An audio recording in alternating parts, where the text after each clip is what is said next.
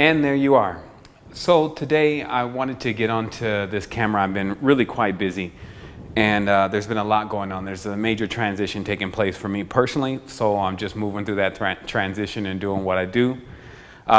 Before I even begin, I wanted to send out an extreme thanks to all those who have been with this message and with what we're doing for, I guess it's like 6-7 years now. And it truly means a lot. Like, I spent a lot of time just in, putting in work, like figuring out things, making sure stuff stays functioning, getting with certain people, politicking with those people, dealing with the haters and the trolls, all of those different dynamics. So a lot of times when I'm engaged in that, one, I haven't had a lot of opportunity to just jump on this camera, which I love to do. But more than anything, sometimes it skips my mind to just pause for a moment and say, hey, thanks. It means so much to be at this stage of consciousness, and all of what the infrastructure all the infrastructure that's been able to be developed is immense. And we're looking more and more towards incorporating, just what we do into everything that's going on in society to continue to make that change. But I know that there's thousands of you out there, and there's people that I don't even know that never make contact, but are truly there, contact on a physical level, but are truly there on the spiritual and the mental plane. So I wanted to say thanks so much, because it's valued. And all the people that are a part of this and listening to this, and even those in the future that haven't even got the message yet, we greet you and we say thank you, because the energy is felt now and here as long as we remain present. So today's conversation, what I wanted to talk about, I got the title, I started to say Hollywood hypnosis, but in this case it's Halloween hypnosis. And it's actually going to center around quite a few things that I've picked up along the way, especially within this last 3 or 4 months. And just some power tools that you'll be able to use to determine what's going on exactly in your reality. So the first thing that I really wanted to talk about was, just hypnosis in itself. Like, I guess before we even begin, why don't I just start off with giving you an idea of what a matrix really is, so that way, you don't steer off and become confused later on, because a lot of people say when they watch the message, sometimes they become a bit confused and they have to go back over it several times. So we're going to look for maximum impact, and also we're going to try to do this as briefly as possible so you can get back to what you have to do. So when you're talking about a matrix, you're actually talking about an atom. So if you look into the structure of an atom, then you actually can determine what's going on in the matrix and how it's constructed, and what stage we're in right now. So this is probably not very big, but that's the center of an atom. The center of an atom is the proton and the neutron. And so let's just explain the identity of these forces, because each force is a frequency. Each frequency is a vibration, a sound, and that vibration and sound harmonizes with something, and it can connect to massive fields of data. It can connect to blueprints.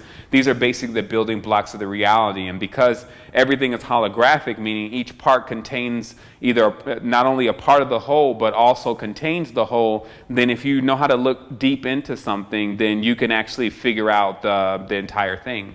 And that is why the atom was looked into so deep. And make no mistake, even in the U.S., when they talk about the God they trust is the atomic bomb. It's the atom. And that's why even the biblical egregor, the biblical text, starts in with this character named Adam, and Adam's given all this power. So what they're basically saying is, for thousands of years, since we've entered into this out of the all-knowing state, I'll say, then fear has crept in through thought.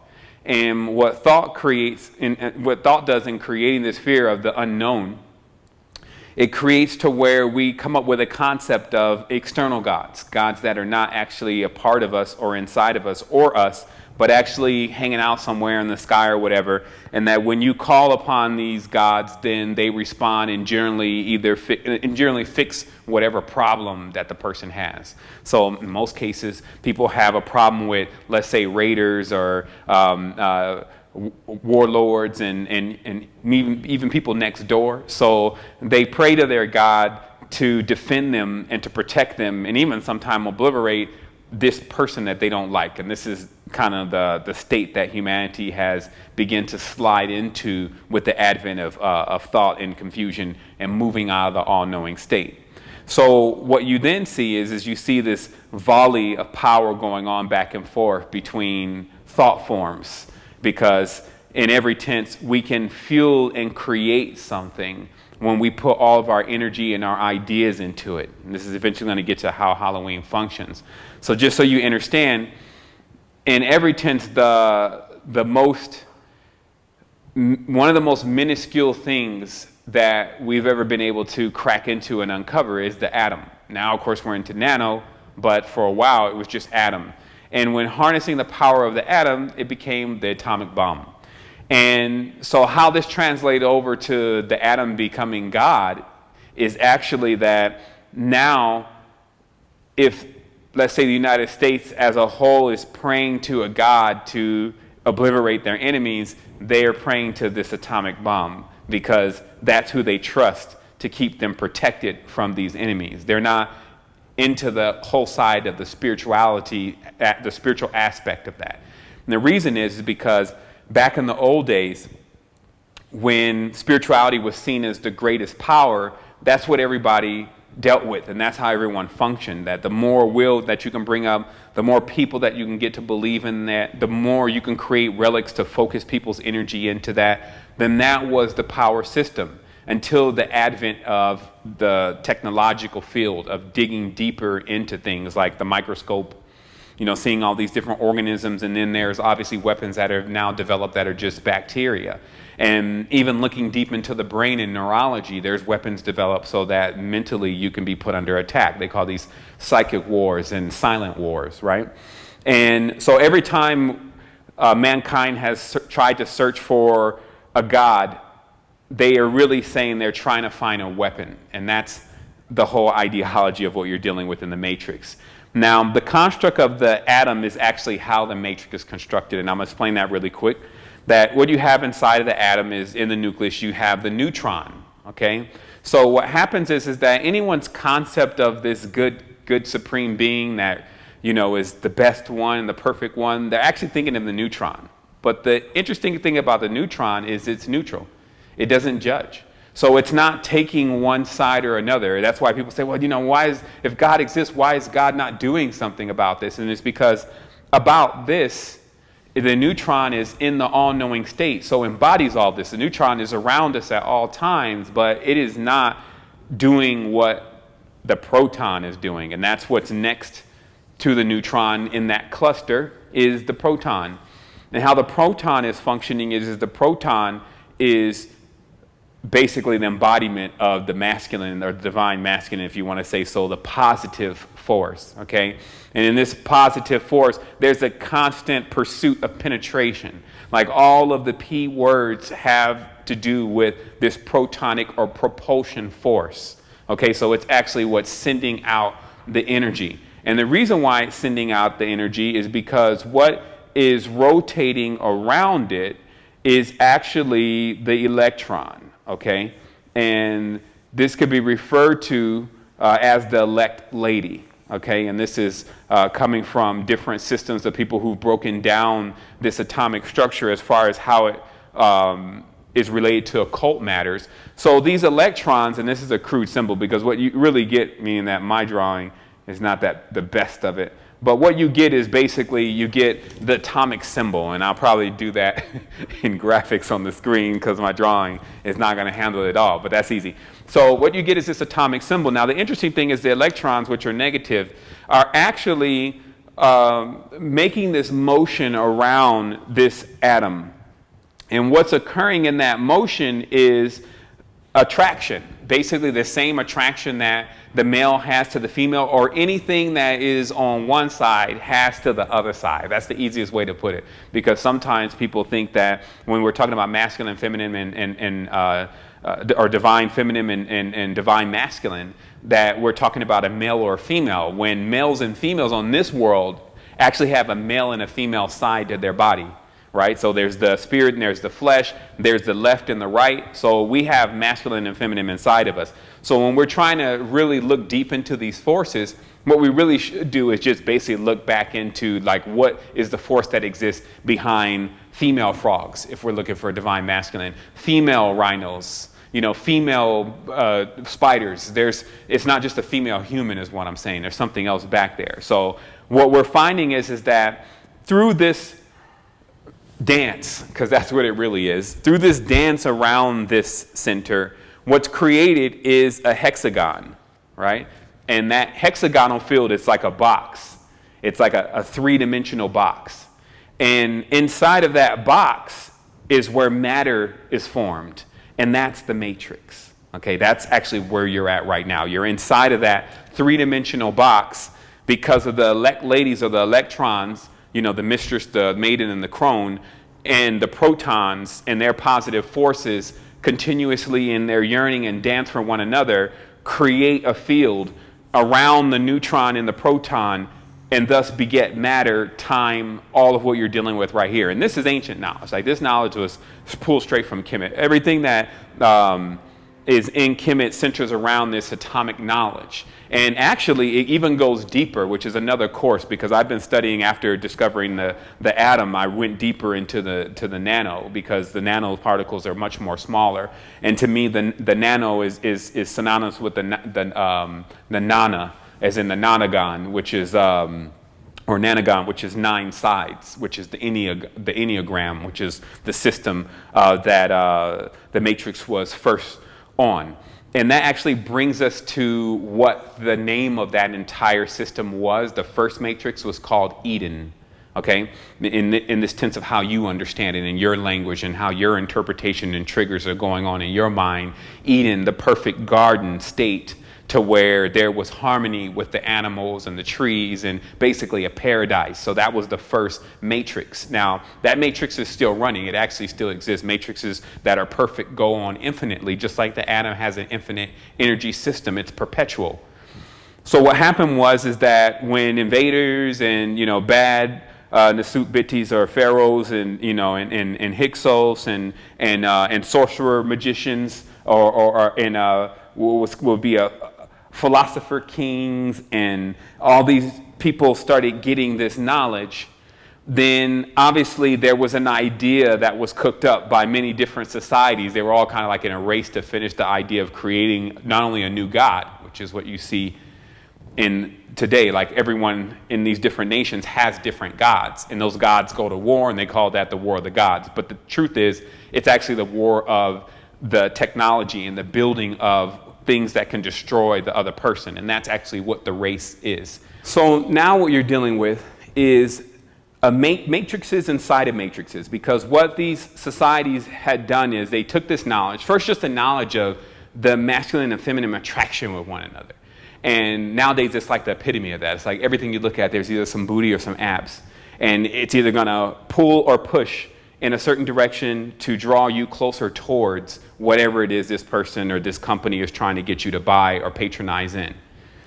And the larger that these companies become, I mean, the same thing, right?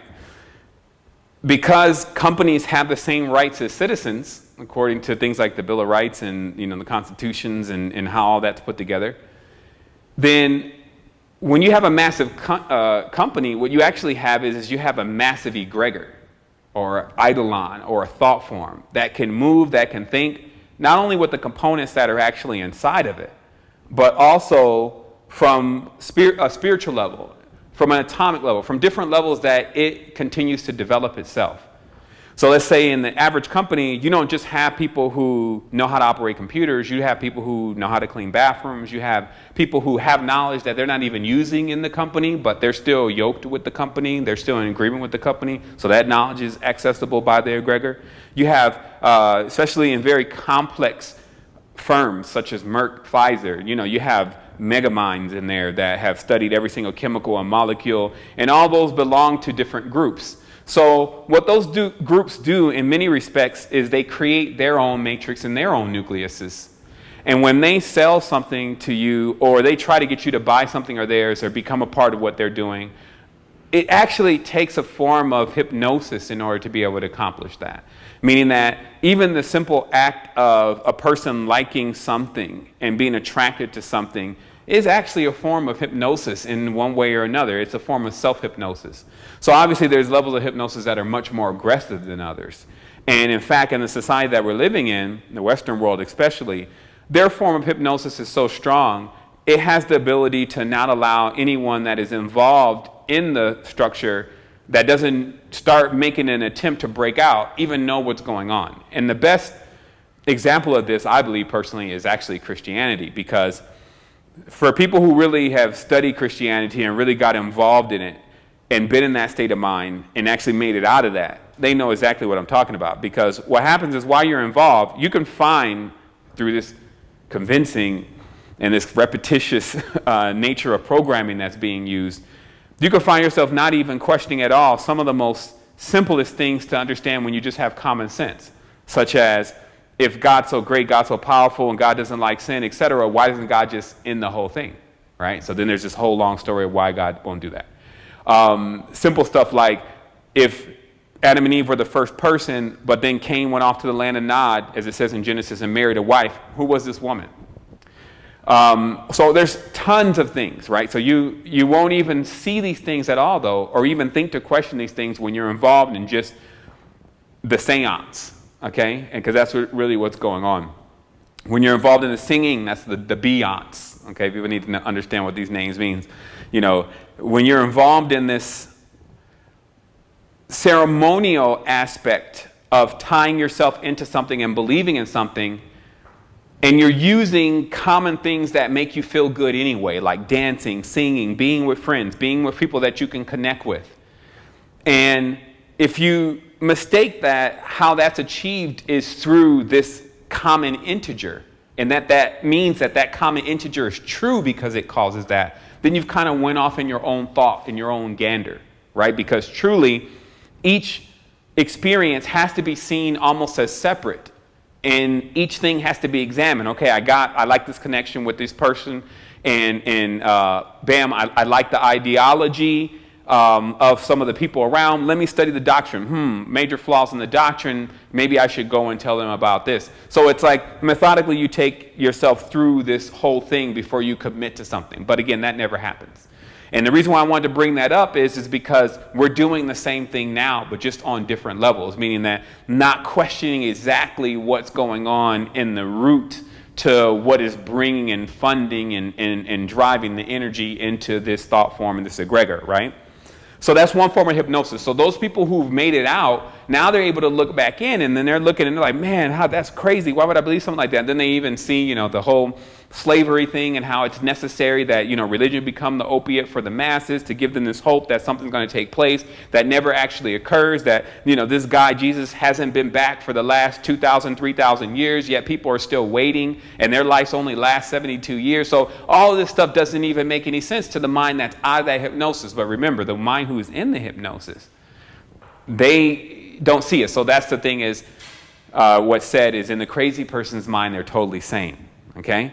So we too have driven ourselves into some level of insanity, multiple levels of insanity, because every time that we go into using and operating things that are related to this current matrix, which is technologically strong, we almost, again, put ourselves under some level of hypnosis. And if then the hypnotizer doesn't have our best interest in mind, right? Because some people have used hypnosis as a way to work through trauma, right? So this means that they have to trust this person that is going to put them under this hypnosis and help them walk through this trauma, and so they can release themselves of this bondage.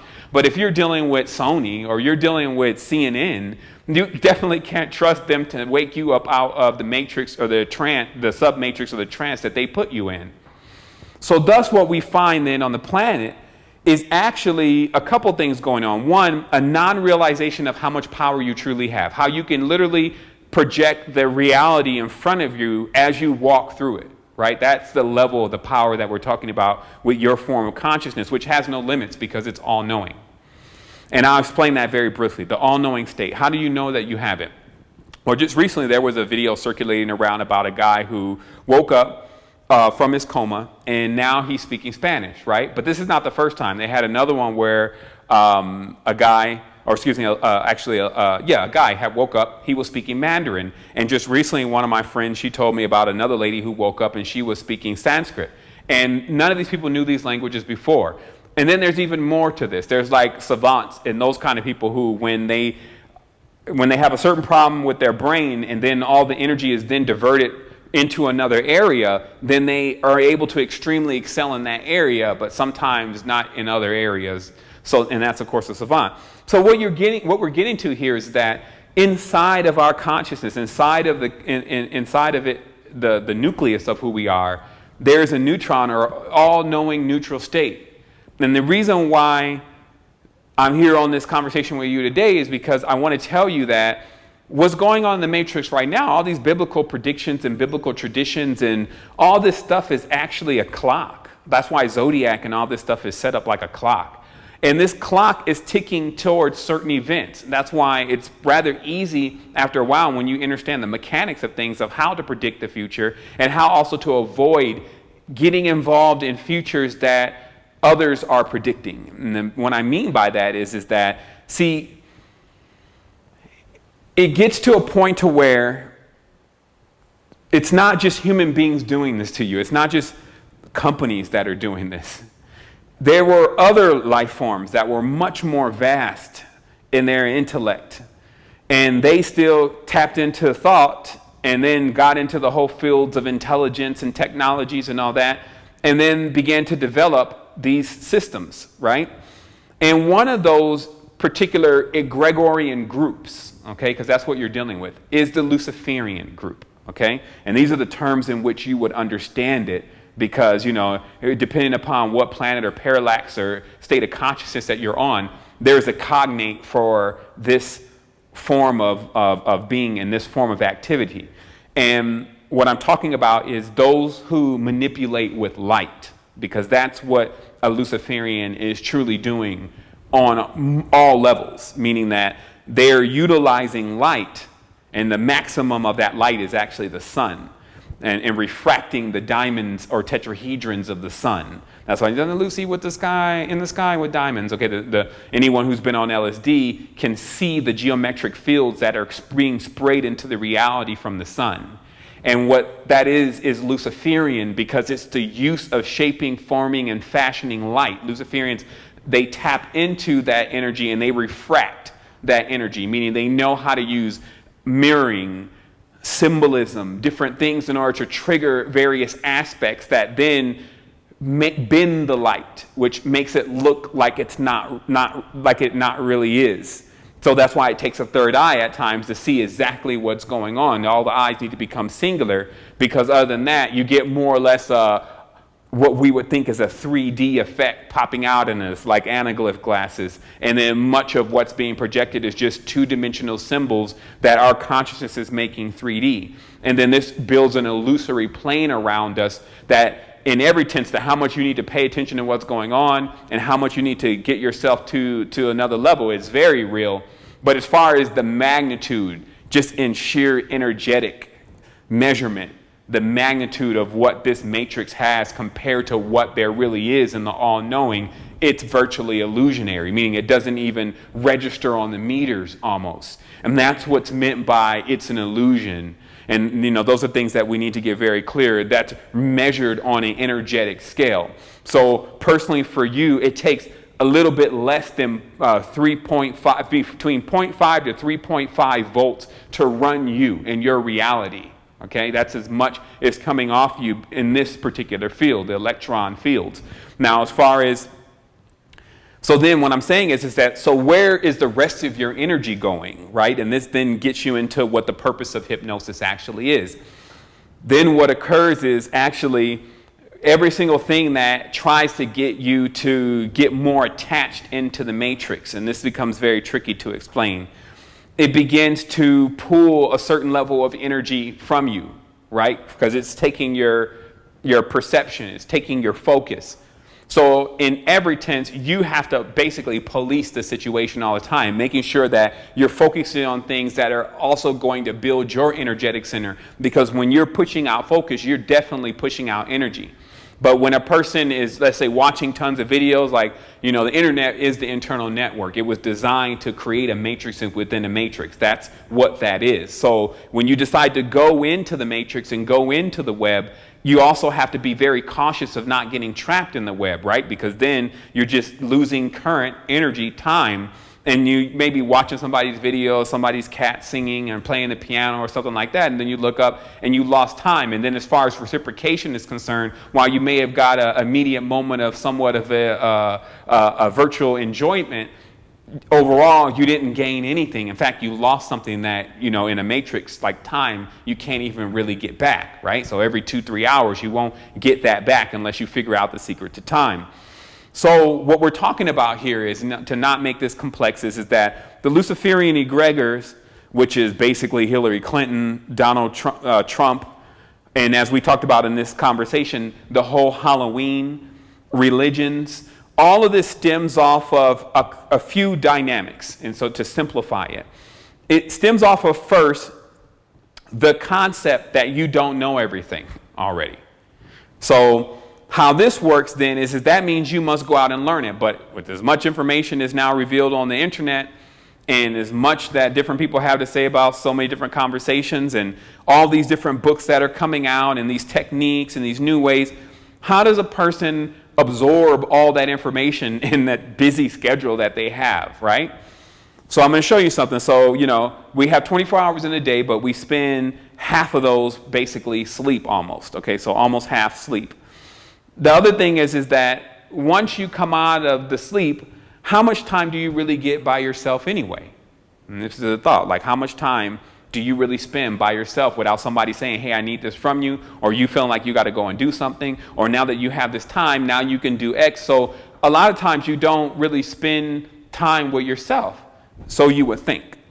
But the truth is that actually most of the time that you have, you spend by yourself. And that's either on the toilet, in the shower, or sleep. So if you add the time up with the toilet, the shower, and the sleep, you actually spend at least half of the day by yourself. So this means that if you don't have things that are going to excel and allow you to focus on you during those times, including your sleep, because you can listen to frequencies, you know, you can get yourself prepared to go into a journey and travel while you're asleep.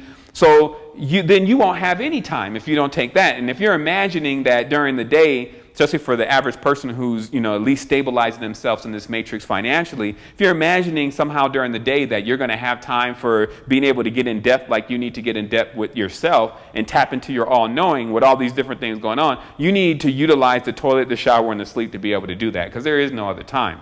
So that's what we're going to focus on today. We're going to focus on about how to get out of the hypnosis, okay?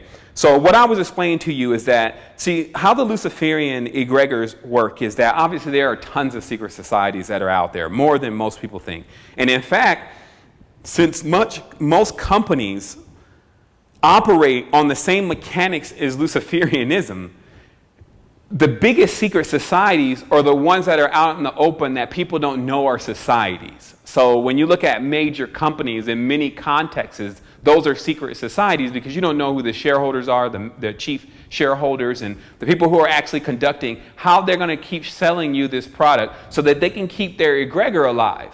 See, because the thing is, it's not just that fat cat that's on the top with all the boats and the yachts and $14,000 a day on the suites at Four Seasons and all that. It's not just that person.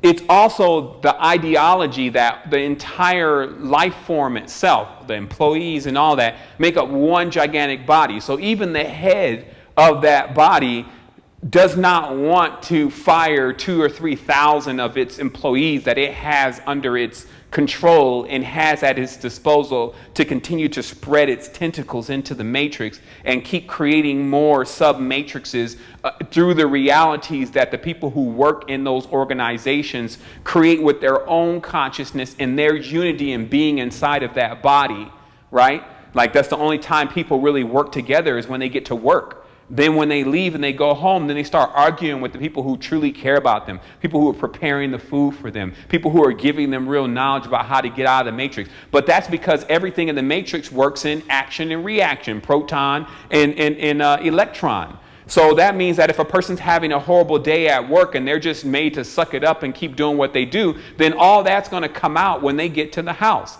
And it's the same thing. Like I can give you another simplified version of it with the music industry. See, they came out first with the good music, you know, the Temptations, and then finally, you know, you drive down the road, you get, you know, Brian McKnight, and then you get, you know, Boyz II Men, and now every culture has their version of these same kind of characters. And then all of a sudden, now people start getting tired of that, and then, you know, the kind of the rap rock moves in, which gives a nice, the R&B / rock moves in. That's kind of like the Prince. That's kind of like even and some of the stuff Mike was on.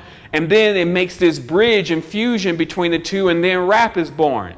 And then rap starts taking things down to where it is now. Everything is facts. So facts are what you see going on, not what people intended. Just like, with Black Lives Matter movement and the Occupy Wall Street movement, the facts are not what people intended, but what happened. So like, where's the Black Lives Matter movement now with their progress on just the overall goal of getting people to have more freedom? They've become basically an outlet to be utilized to catalyze more hatred. That wasn't their intentions, but that's what occurred. Same thing with the Occupy Wall Street movements. Because there was no plan, there was a great idea how to use social media to get everyone together and to create these groups and these awareness marches that would appear all at one time, and people would leave the job. But then when they would get out there and talk, they didn't have a plan. So people were dispersed after that and also disheartened that they can do anything. Same thing right now with the Native Americans and the water situation and them building these, pipelines, etc. So those people are out there struggling, and the most everyone can do is put it on Facebook and put it on Instagram. But can they really show up in astral bodies or helicopters or whatever they have as their form of defense and shield the situation? No. Because hypnosis has people believing that if you don't tap into your all-knowing and create your field around you, right? It has people believing that if they don't, that they don't need to do that, right? And that if they don't do that, then they can go right into any of these situations where you have these egregors that are already built, and then now a person who doesn't even understand the concept of that is going to try to go against something like that, right? And it could even be one of their own people after a while. You're going against an egregor. It could even be their lawyers are in the same tribe as the people who are actually complaining, right? So this happens to at least melanin. It happens to melanin dominant, melanin recessive people alike. When you go against the man, you may find that it's a black person on that other side that you're now going against, because their concepts and their ideologies are not harmonic with what you're trying to experience in your reality. And this is the matrix, but it's not just the matrix. These are sub-matrices, okay?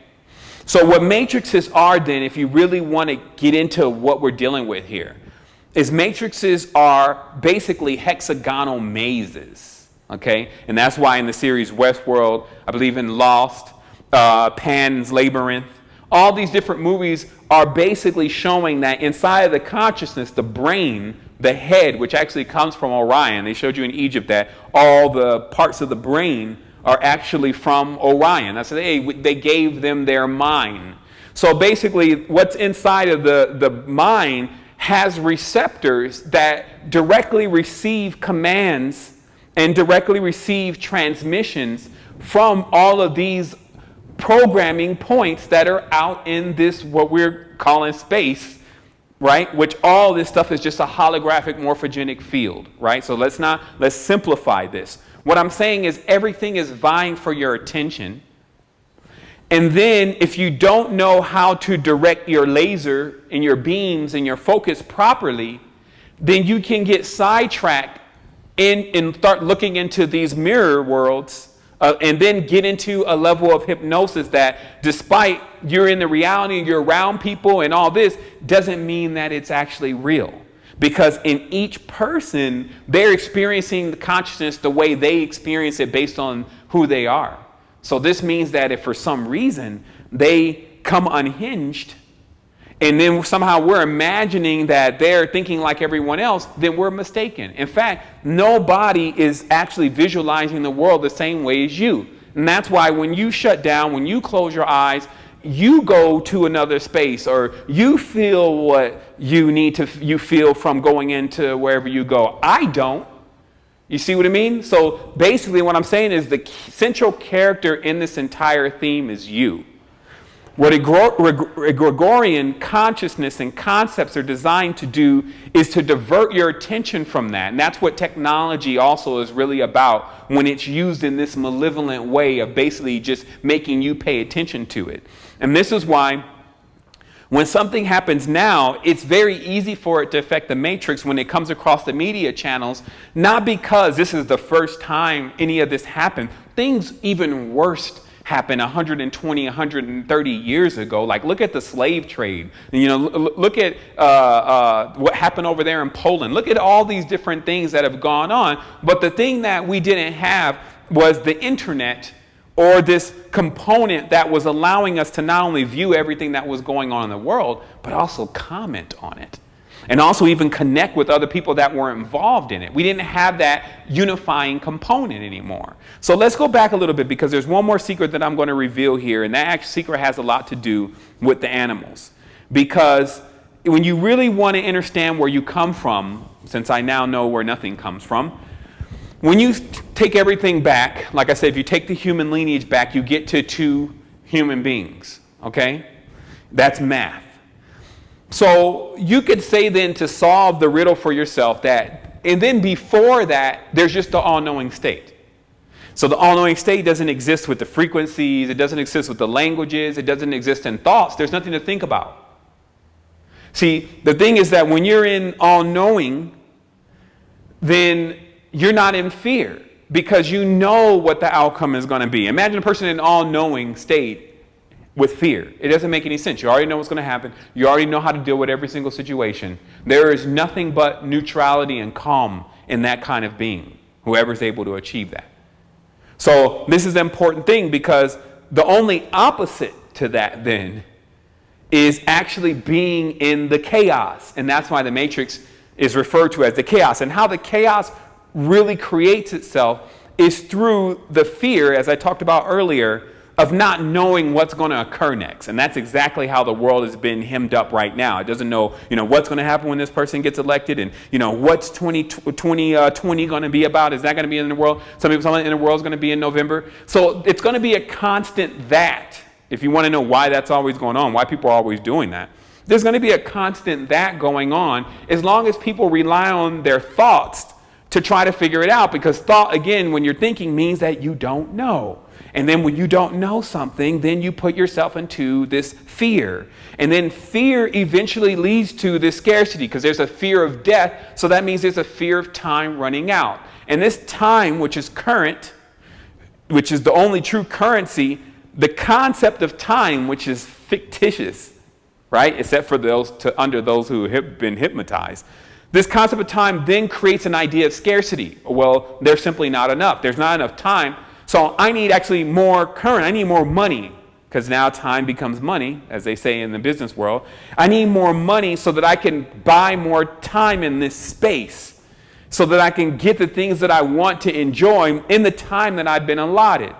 And I'm afraid if I don't get that, because my time is going to be over soon. This is in the mind of a person who's extremely hypnotized by the matrix, the sub-matrix system, right? So then, as this goes on, then of course they're willing, just like the companies now, to do anything to get ahead. Even if it means selling a bad product that's not good for you. A product that's got radiation coming all out of it and is going to burn all the cells in your head. Selling you a screen before the research is done about how the screen is going to affect your eyes. Giving you a chair before the research is done that figure out that you should be really standing. Giving you a medicine before the researchers found out that you can even assimilate that kind of mineral in your body in that format. Basically giving you anything that they can give you in order to attract your attention and your power and your energy. And that's sub-matrix stuff. Then you have behind this matrix, now again, the businessmen of Wall Street and these people are not the first people to discover the matrix. They were in the blueprint of it so they can create their own. There were entire empires, okay, where they had sorcerer kings and sorcerer queens that put the entire nation under trance. And those empires are still there. They're still laying in sub-matrices where the spirits, and this is how you explain, where is everybody? Everyone is actually here now, either in their animal form, their insect form, or their human form, or in some form or another. There's a countless amount of things that are here. And just like when we first discovered the microscope, and this is what I keep telling people, like, you got to realize that the Royal Societies and all these groups, they went on, they found out this knowledge. And where they have you at is still thinking we're still trying to find life in space, like since 40 years, 50, about 40 years, I've been hearing this story. I'm not that old yet, but 30 years at least, right? And we haven't found life yet. And, all these different, we don't know who God is. And, these arguments about science. And, now it's a flat earth. Now it's a round earth. Now it's and all it is this continuous, hey, I don't know. Why don't you think about it? Right? And then what that does is when you give it the jewels, when you give it the energy and you start thinking about it, you start going down that path. Okay? But unfortunately, if that path leads to a dead end, now you're stuck at a dead end in a maze. Now, every path going through the maze looks like it leads out of here. But truly, the only one that knows the way out is you, because the way out is the way in. And where that is, because you're the only one that can hit the switch. I can explain to you about it, but you have to hit the switch. It's in your all-knowing state. And how you know it exists is because you have people that have tapped into that, and then all of a sudden, it just starts flowing from them. Some call that the zen or the zone. So one final thing here, since the clickbait was, as they say, was Halloween hypnosis, it's necessary that we talk about it. So then, if what I'm saying is true about these sub-programs, sub-hypnosis matrices, what is Halloween then? Okay, and now you're starting to get an idea of what's going on. Halloween then would be run by a goddess. I believe it's Gotas, a goddess egregor. Okay, and what that is a malevolent thought form. Like the idea is not even the concept of peace and to assist you with balance and to help you heal and to give you pleasure and passion and energy and bliss. It's all the exact opposite. It's like taking a trip through a programmed game of destruction, right? But of the most horrific kind, a complete dismemberment and a degradation to who you are as a human being. To dress up as some dead ghoul, especially when death is not even real, and to put that into the mind of your children. Okay? To put that into the mind of your children and to authenticate and write it off and to sign it as their parent that it is okay for them to accept in their mind and in their consciousness not only death, but an after death that is distorted and demented. Okay?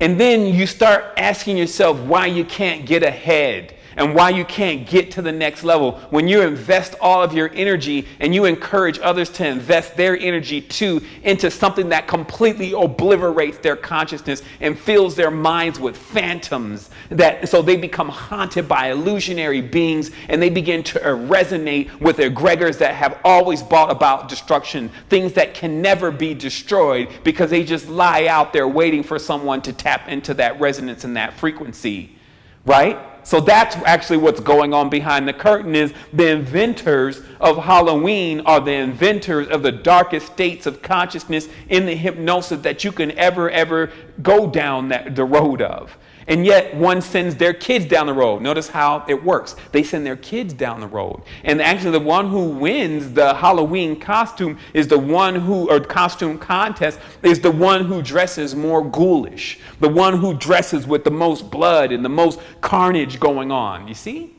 And then just like some of the master teachers, like Layla Africa talks about, you go and you jump on this roller coaster and you go and get the crap scared out of you. But what do you think that does to your organs? What do you think that does to your body? Okay, so you got the Halloween thing. I don't need to drill it into you anymore. Stay away. Now, the last thing is the deepest story, because the story of the animals actually gets into why Lucifer was given the symbolism of the pentagram. Okay, now we've at least been able to connect the pentagram to Phi, or Pi, the bodies. We've been connecting it to the bodies, even the inverted pentagram being the body upside down, right? But of course, that's just when you're thinking about it. When you know about it, then you know that the pentagram is the spell. That's why the witches wear the pentagram. Okay, and they say, that's their most powerful symbol.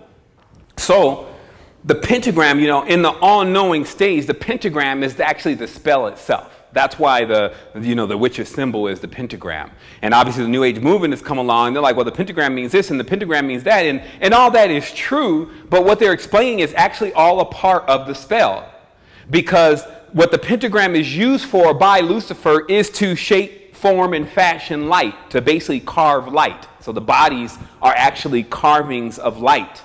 And what makes the physical body is the coagulating of that light so that it becomes dense on an atomic level. And then that forms a physical body, while there's actually a light body, a chakra center system that actually is projecting and refracting light in order to keep things around you and you static, meaning actually in appearance into the three-dimensional matrix, okay? So how the pentagram then is it's the spell. So what the spell does is it actually makes you see things not like it truly is. And this works on all levels. But the most impacting level is actually what you see in the people that are around you, that you actually don't see their animal body or their power animal. Okay, and that's what it's called now in the New Age movement. No, you're a power animal, right? Because the knowledge is just like the Native Americans, could turn themselves into other life forms. They could turn themselves into the totem animal, they could turn themselves into the buffalo, they could turn themselves into the eagle. And the reason why they can do that is because those are the ancestors, okay? Like when you're talking about, we're not talking about cats and dogs and pigs. Okay, because those are the domesticated. That's thousands of years in the matrix in domestication. What we're talking about are the original beings that have all these senses. So now if you notice how, like a jaguar even, or a lion and a tiger even, the level of prowess that you're talking about, the level of power, the level of sense, the eyes, the hearing, like all of their hypersensitivity, you're walking miles away. The plants systems, okay, too. The insect system, we're talking about all life forms, animals, plants, everything that's here that has life in it is actually the ancestors. The big key to this and how you begin the major process of deprogramming and dehypnotizing yourself. So what we're dealing with here then is that how this all works is that the more you believe that the reality is real, and this is how you can learn how vicious this cycle really is. This has nothing to do with compassion. In a tense, this has nothing to do with any of those mechanics. This is just how your consciousness functions, right? And I'm going to tell you a couple secrets here. I'm going to tell you about the sentinel. I'm going to tell you about solidification. And I'm going to tell you about malleability. And let me see, sentinel, solidification, and malleability. Okay, so what we're talking about here is that now we have all these words then that, like I explained illusion to you earlier, illusion should be governed by how much energy or wattage is incorporated into something to determine how close it is from being dense or cloud-like, okay? So that would be like another definition of illusion. But we don't have any other words. Just like I said in that if you're trying to do this in other languages and you're trying to bring this knowledge and message, you'll find they don't have the words for what you're talking about. So English is like that too when you start to try to explain some of the much more deeper things, because it leaves a person in this like, I don't see how that works.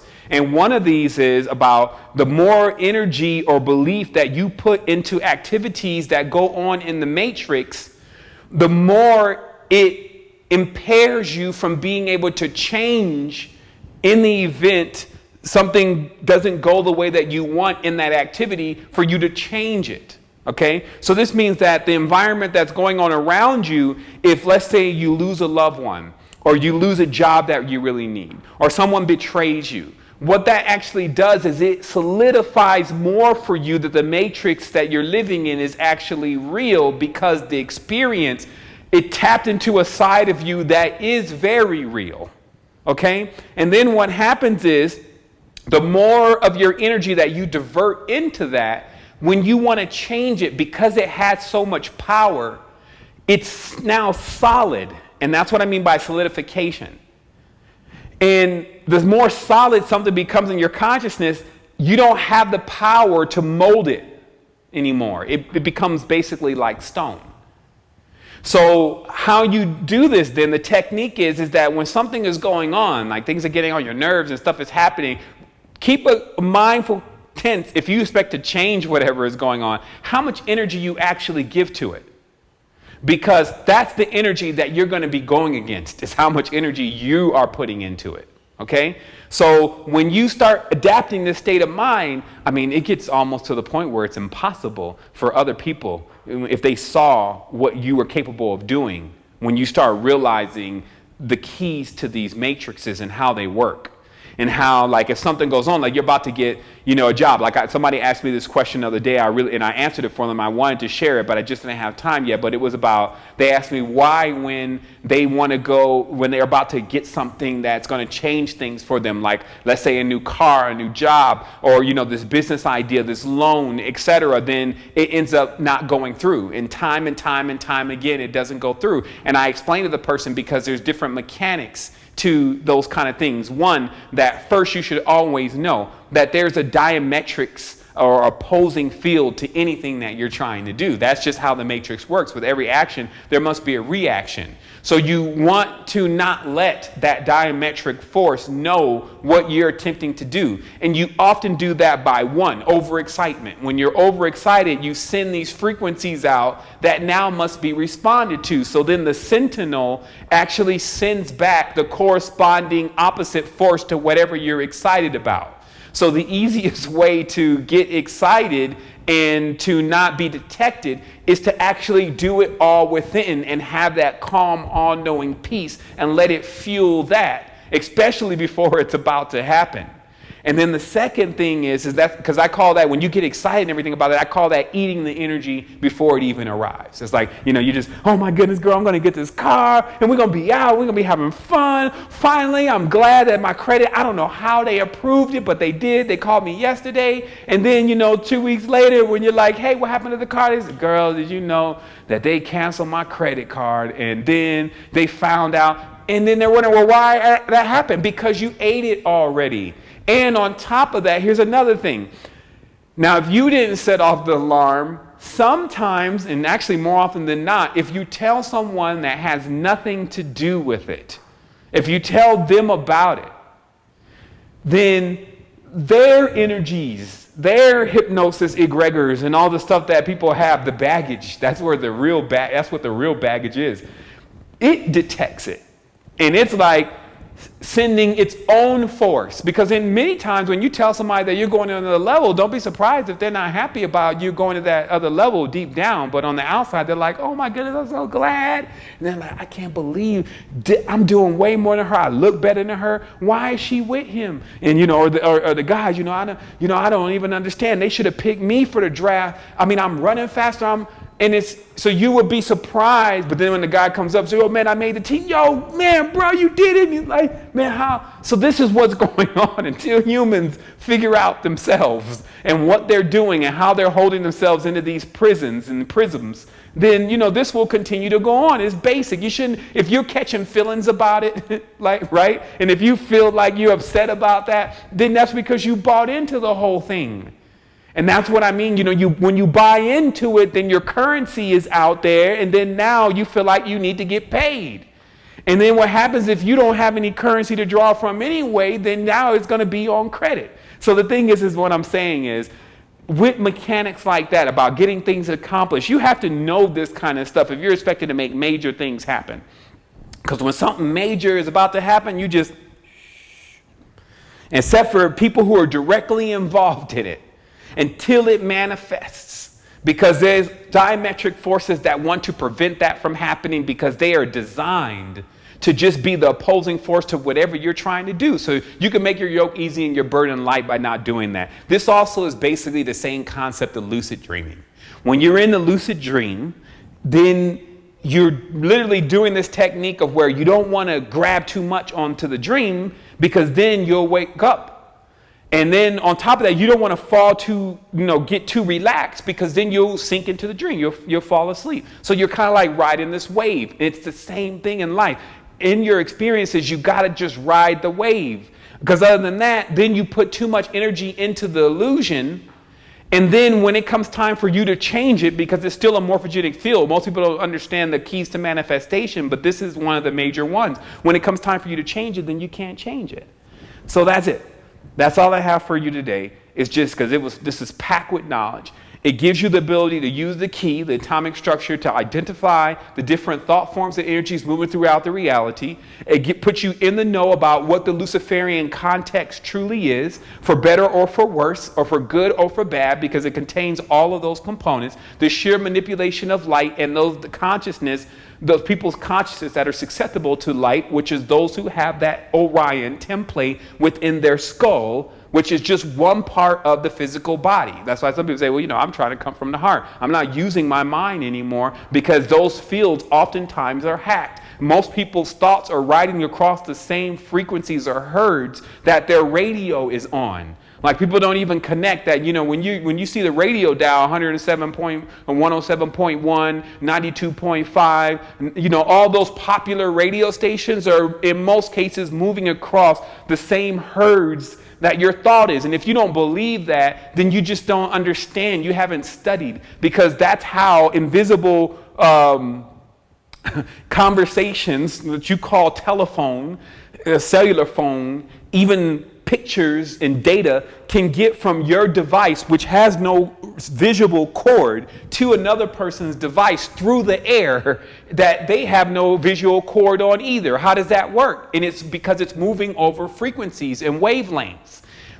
Those frequencies and wavelengths are everything. The study of manipulating frequencies and wavelengths is Luciferian. So it's not that any of this stuff, they put the big face on it, they put the dark demon on it. And the reason is because anything that they hide behind a monster, anyone who has fear will not go through there. And if they have tapped into this Halloween and, they're all scared and they're going to these spooky houses and they're on these crazy rides, they're very familiar with the egregor and its fearful context. So the next time that they're triggered by something that, Freddy Krueger or whatever in their dream, then they have in this disruptive state of consciousness going on that they have a hard time getting free from. So just remember what all this stuff is connected to, how you can change it, moving into your all-knowing state, beginning those practices now. It's not going to happen overnight. Don't ask me or send me text about how to do that, because you would be asking me to teach you how not to think. You see what I mean? So all this should come intuitively, and just remember the reason why you know it's there. Instead of you know it's there. It's not you have to think about how to get there. The reason how you know that it's there is that many people have gone into states of consciousness where they've been able to pull entire volumes of information out of nowhere. But guess what? That nowhere is around everything, and you can tap into it. Wholeness and balanced vibrations. Have an amazing time. Have an amazing infinity. I will be back with you when I can. For all those, again, that have been supporting and with their information, their likes, their comments, etc. Thank you so much. I would also say that, hey, so for those wondering what happened to the beard, I had to go to a job interview. I have to keep this going. And I would just tell you, if you're out there and you have resources and you've still been just twiddling your thumbs, wondering if we even need resources or wondering if you can give resources, man, this is 5-6 years tight.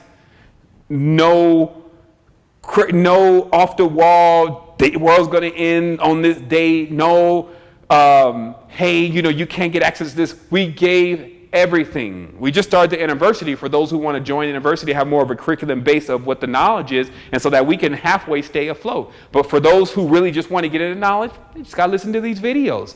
There's literally hundreds of these videos, each talking about something to guide you along this path through this maze and talk yourself down from suicide. Basically, if in this direction that we're going with buying into this falsehood of this sub-matrix that they've built is basically driving everyone into a suicidal state because of the clock that it's on, which is based on these Abrahamic traditions, which are part of the original programming system of the Sorcerer Kings. So when you want to basically eject out of that and get closer to Eden, get closer to all your hypersensitivity so you can begin to comprehend all knowing, then you have to choose to put this down. You can't focus on this. They say you can't focus on two major things at the same time because one is going to lose more power than the other. So focus on yourself.